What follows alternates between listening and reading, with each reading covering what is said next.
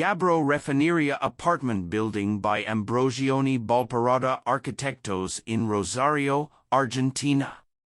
The Gabbro Refinery building is located in a growing neighborhood in the city of Rosario. This residential building consists of a ground floor and 3 floors, which are connected by an elevator and an open staircase. The volumetric and rigid structure flows and harmonizes with the vegetation, coexisting and creating a friendly link between the filled and empty spaces it produces. The locking of volumes not only allows for unique situations within the facade but also facilitates the elimination of columns as a traditional structural element.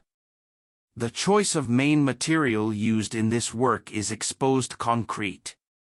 This choice is based on the search for noble aging of the building over time. Finally, the structure is designed in reverse to traditional logic, where the larger volumes and weights are arranged from top to bottom.